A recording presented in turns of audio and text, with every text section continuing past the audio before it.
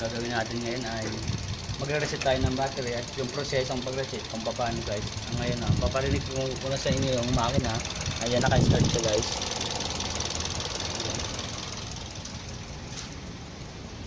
Tapos guys, may check engine siya. Hindi ko alam kung ba't lumabas yung check engine. May check engine siya. At saka may airbag. May airbag at saka check engine.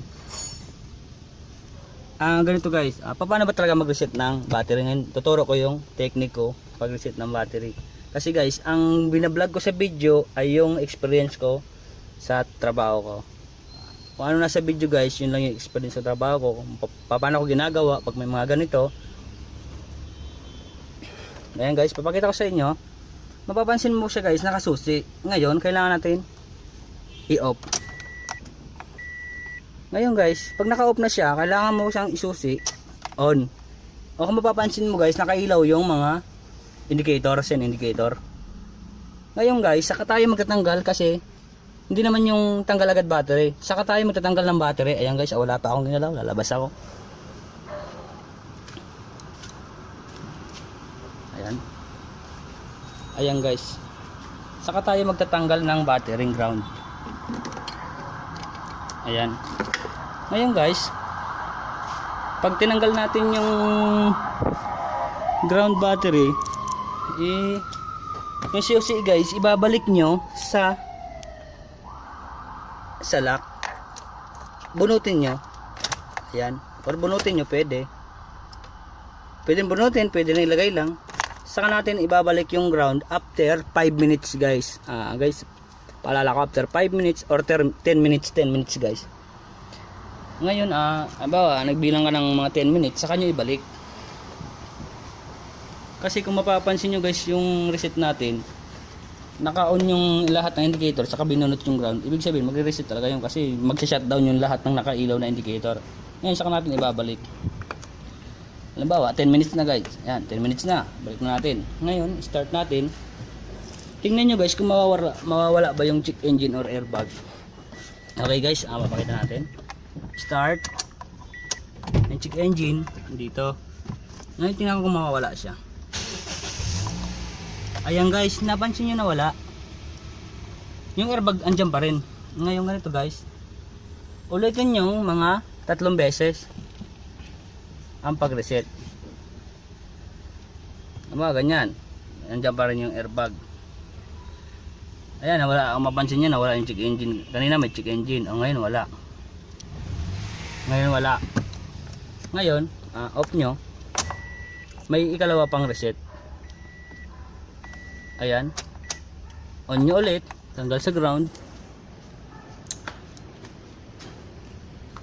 Ayan. Tanggal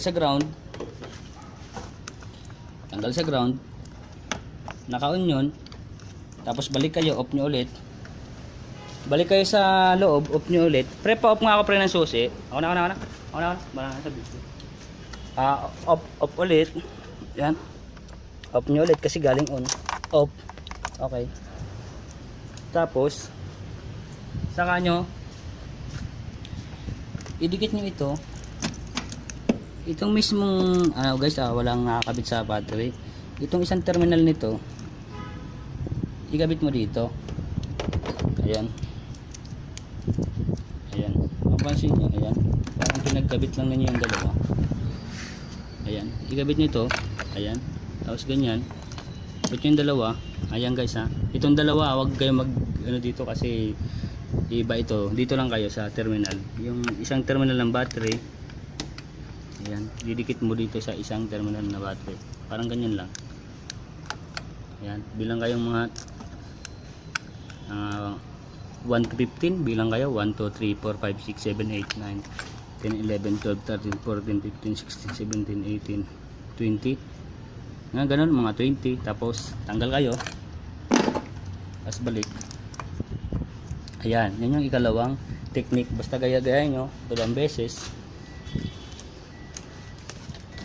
or 3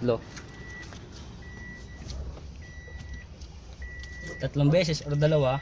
Tapos guys, yung video ko guys, wag nyo i-fast forward para ano kayo sa aking video, nakasubaybay kayo kung paano tanggalin, kasi pag kayo nag fast forward dyan baka may kamali kayo kung ano maidikit nyo.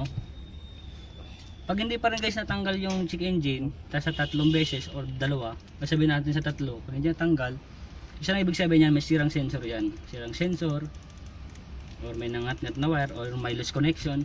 Tapos sa airbag naman guys, ganito yan pag kayo nagpalinis ng aircon, yung sign ng airbag na yan na lumabas. Pag kayo nagpalinis tapos lumabas yan, isang ibig sabihin yan guys, meron silang hindi na isaksak sa mga nag-aircon. Kasi ako guys, nag-aircon din ako ano ko yan subok ko na yan pag hindi mo na isaksak yung socket ng airbag, airbag talaga siya, kasi hindi mababasa dun sa ano niya, sa mga module sa airbag. Dapat talaga lahat nakasaksak para yung ano niya, parang okay yung linya, lahat nababasa. Okay guys, subscribe na lang kayo guys sa channel ko para sa susunod na mga video naka-update kayo. Thank you guys. Thank you for watching.